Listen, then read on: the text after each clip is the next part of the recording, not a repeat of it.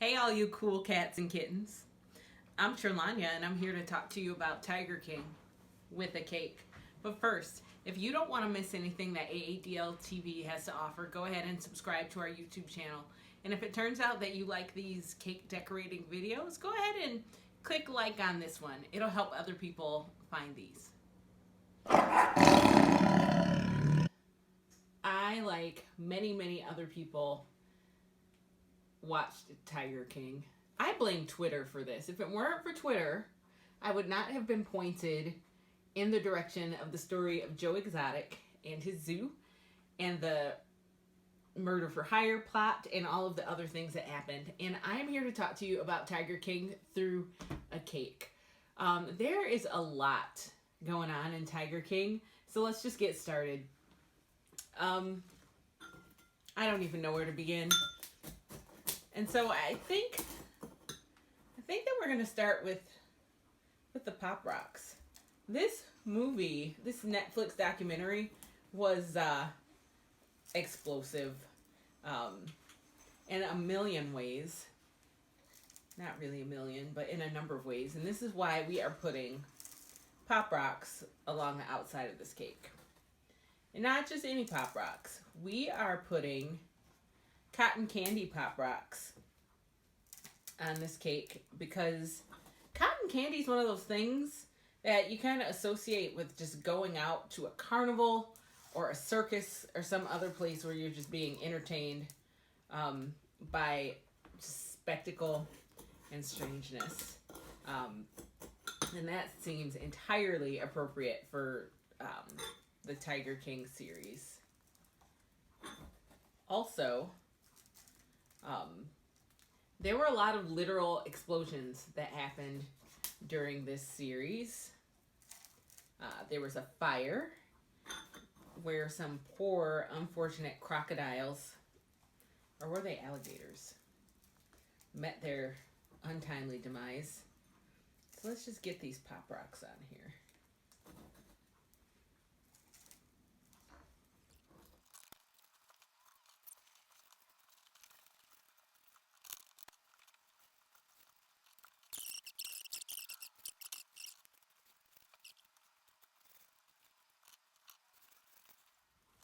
While tigers were one of the main animals that we are thinking about when we are looking at Tiger King, those are not the only animals that existed at Joe Exotic's zoo. And so it feels like animal crackers are an appropriate addition to this cake. They also continue with that whole spectacle circus vibe that this movie had going on. I keep calling it a movie. This documentary had going on.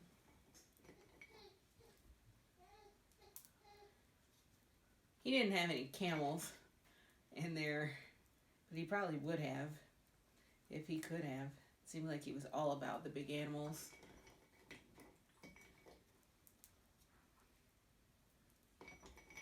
I wasn't expecting to see snakes featured in the movie at all, but when we learned about the guy who had been a drug dealer and had used snakes to move his drugs, I knew I was in for a wild ride with this movie, with this documentary.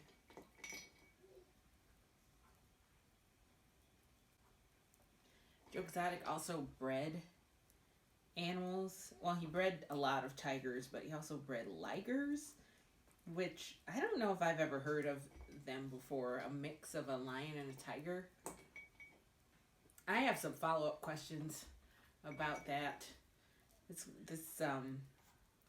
documentary makes me wonder how animal breeding works.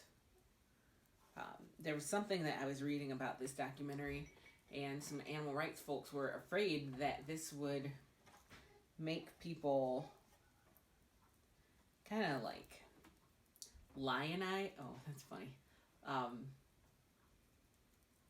Just see Joe Exotic as a hero and make people want to get involved with some of the seedy activities that he had been involved with.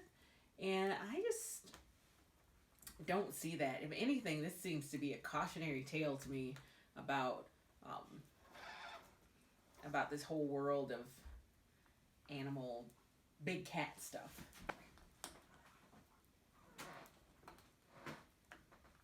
One of the things that we heard people suggest quite a bit throughout the documentary is that Joe Exotic had a lot of charisma. And you could sort of see that through just the fact that, despite the fact that he did all these things to these animals and stuff, that we were able, so many of us were able to watch that much of a documentary, kind of speaks to his charisma. And that's what this glitter represents. That and his flashy dressing. Because that dude had some shirts.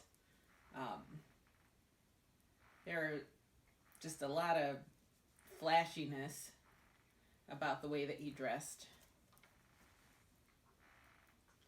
Especially, I guess one of the things that stood out about his attire was when his employee was attacked by a tiger and he just happened to have an EMT jacket on hand.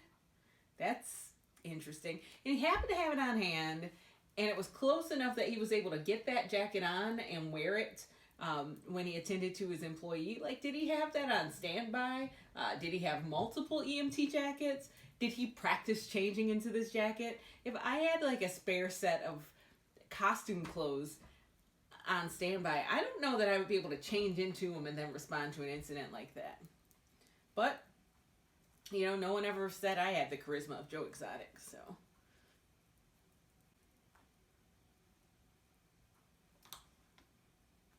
Yeah, this is starting to sparkle like a Joe Exotic shirt.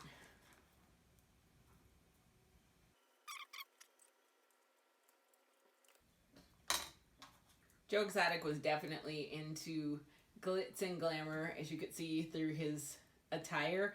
And I don't think that glitter alone can represent that. So what we're going to do is we're going to add some pearls to the top of this cake.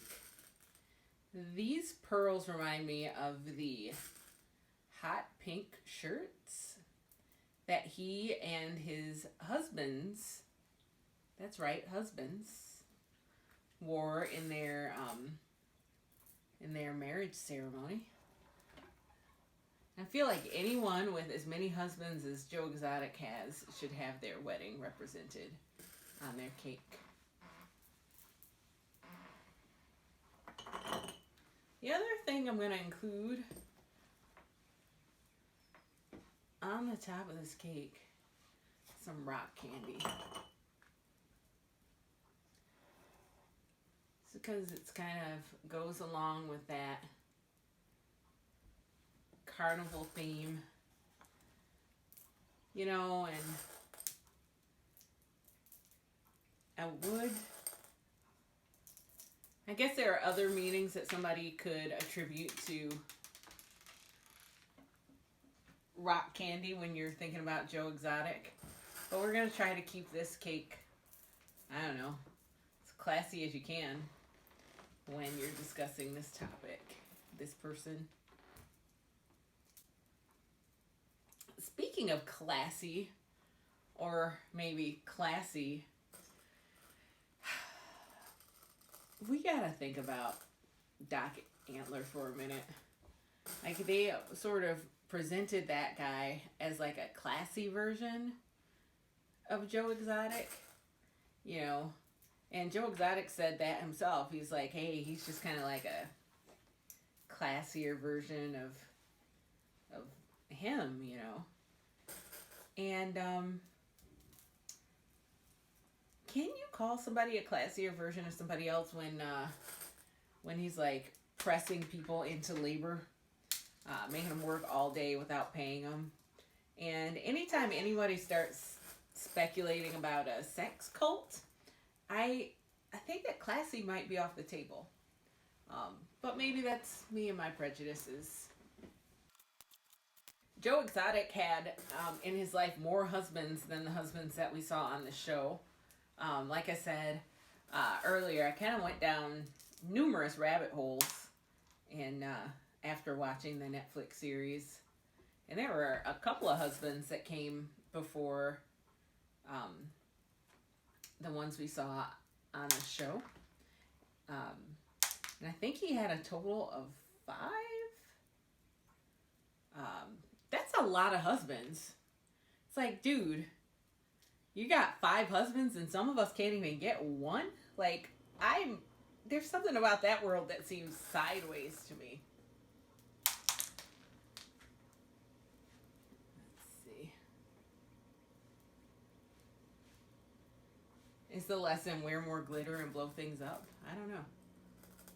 Okay, I read somewhere that his eyeliner was tattooed on. Maybe that's the secret.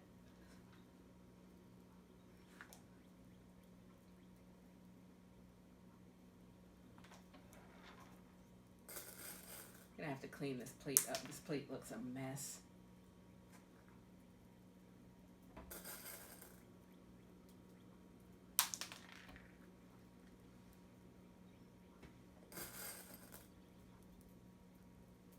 I hope these candies are not as hard as they look. Otherwise, this cake might be hard to eat. I could pretend that that's a commentary on all of the teeth or lack thereof that we saw in this documentary. All right, guys, let's cut this cake. I have so much stuff on here, it's hard to figure out where to cut it. Actually, we're gonna take this off. Cut a slice over here.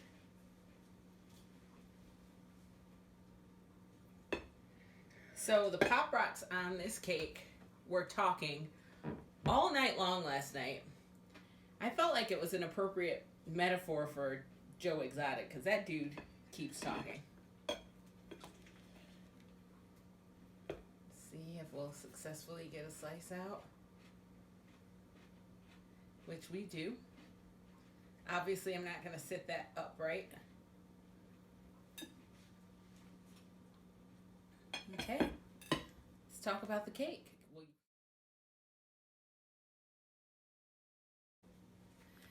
We gotta talk about these Pop Rocks. So I put this cake together last night, and then I'm doing the other part today. I'm making messes. These Pop Rocks turned into some nasty gel layer. I'm afraid to taste them. And you know what? This is an apt metaphor for Tiger King. Because I watched that program and it was super entertaining, but the more I think about it, the grosser it is. So I think it's kind of funny that even though this was definitely not a part of the plan, it feels right. So let's talk about the layers of the cake. We're going to start at the bottom. The bottom layer is a red velvet cake. And I went with red velvet because, you know, if there's any cake that reminds you of blood, it's red velvet. And if there is anything that went throughout Tiger King, it's trauma. There was so much trauma in this documentary series. There was Joe Exotic's attempted suicide as a younger man. There was Joe Exotic's husband, Travis, accidentally killing himself in front of Joe Exotic's campaign manager. There's the treatment of all of the tigers. There were the living conditions of all of the animals and all the people in this film. Trauma, trauma, trauma, trauma, trauma. And it feels like the red velvet cake, aka the blood cake, is the right thing for that. In the layers between the cake, there are some Oreo crumbs. Those crumbs represent dirt because there were a lot of dirty deeds that we saw happening in this docuseries. And I didn't see too much of this in the rabbit holes that I went down about this series after I watched it, but I was stuck at several points in this docuseries thinking about the literal dirtiness that had to be around. There were people in there who had like these giant cats in their homes, on their couches.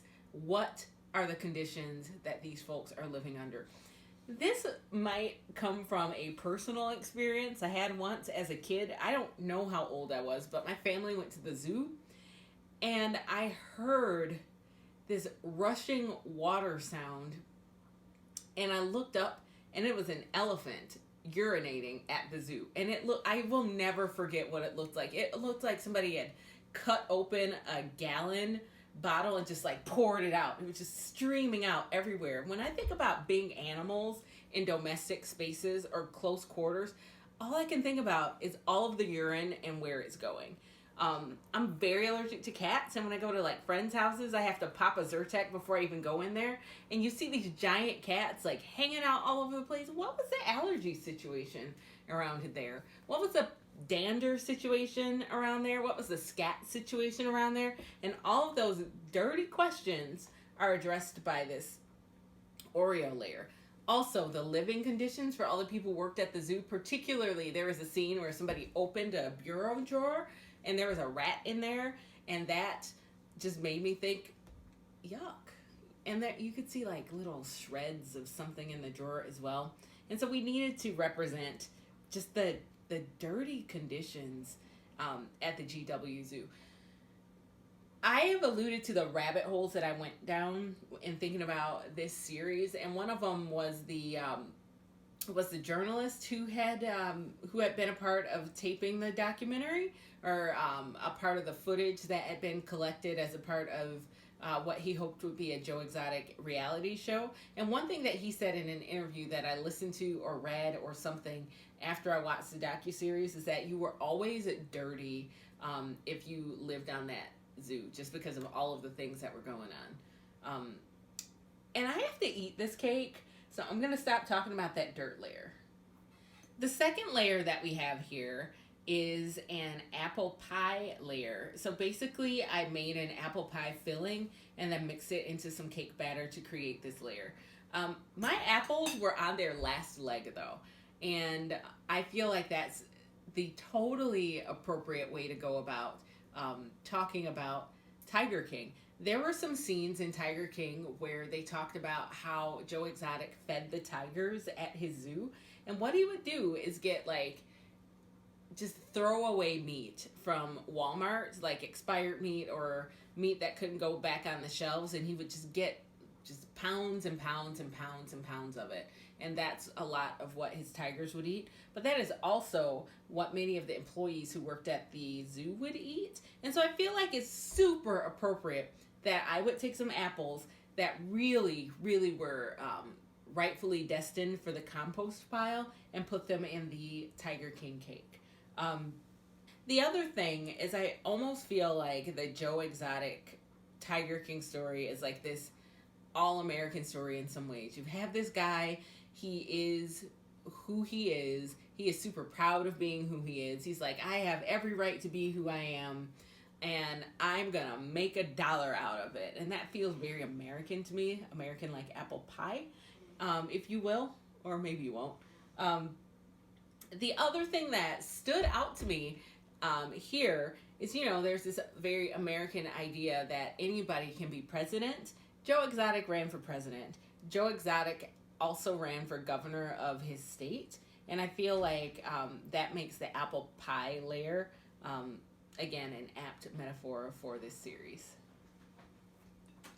The top layer is a layer that I didn't know if it was going to work out the way that I planned. And the top layer is supposed to be leopard spots, because so much of this documentary was about the allure of big cats. I personally do not understand the lure of big cats in the way that these folks were talking about it. They were like, everybody wants to hold a big cat. You feel so special when you hold a big cat. You feel so powerful when you're in a cage with a cat that could kill you. That way of looking at things personally feels evolutionarily unsound, but that was a huge part of the dynamic.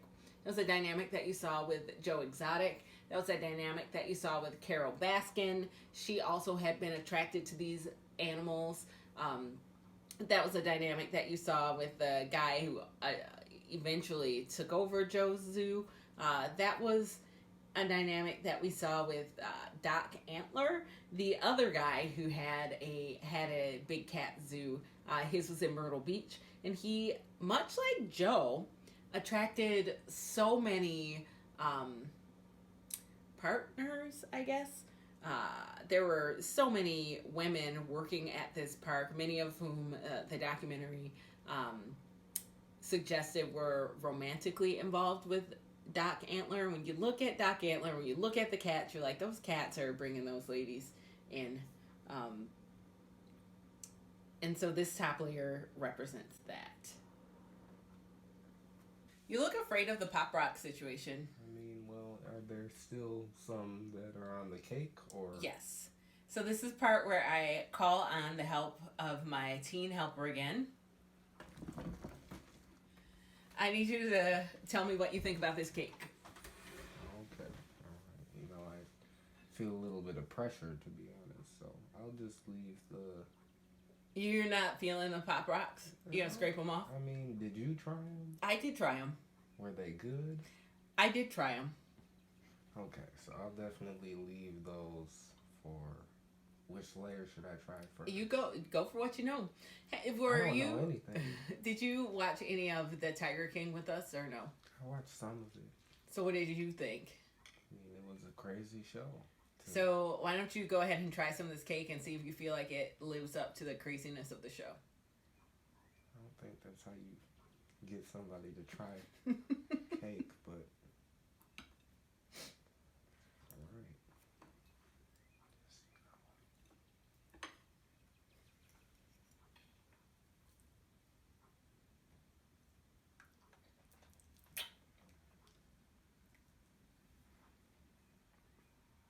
So you are trying the leopard spot layer right now. Any thoughts? My thoughts are that it tastes delicious. Okay. But what is this like? What is this layer? So this layer, the main feature of it is the pattern of it, really. And you know, we're in a quarantine situation, so I've had to repurpose some ingredients. So truth be told, that's leftover cake batter from one of the previous cakes. And so the flavor is a smoky tea. That wasn't the point of that layer. Okay, all right, you know. I did get a tea time-esque sort of vibe from that layer. I wasn't sure. I'm going to cut into this. I'm going to try to cut into this next. Do you want one of these, I don't even know what to call it, rock candy sticks? God, if you whirl it around like that. I don't even know what to say to that. What does this next layer represent? That's the apple pie layer. Okay. Apple pie. Yeah, because, so, like, I had some geriatric apples in the kitchen. And again, you're probably feeling very sold on it because I called them geriatric apples. But Joe Exotic, when he was feeding his tigers and when he was feeding the people on the zoo, he would get, like, old meat from Walmart and let people and let people take what they wanted from it. And so, like, here, the old apples are a metaphor for the old Walmart meat. So was it raw, or did the people get to cook there? They took it back to their quarters and did whatever they wanted with it. Okay. So I'm having old Walmart meat apples right now. If you want to call it that, just taste the meat. I'll try. What? I mean, there's not meat in here, right? Because just taste the cake.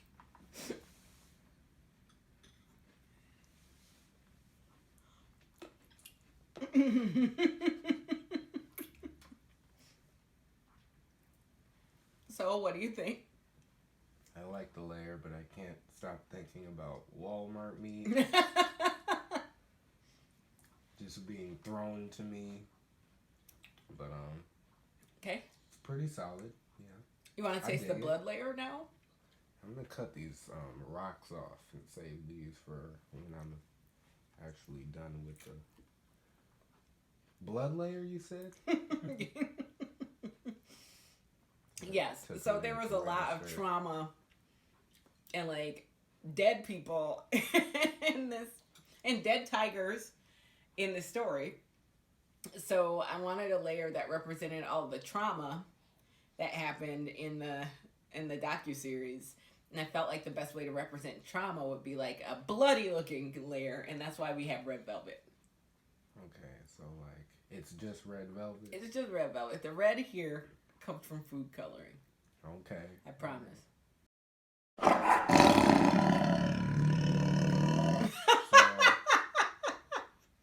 So you would give it to a friend? Yes, I would even give it to my son. Even though you didn't bring the trash bins in. So I'm not quite sure whether or not. What? Hashtag YOLO.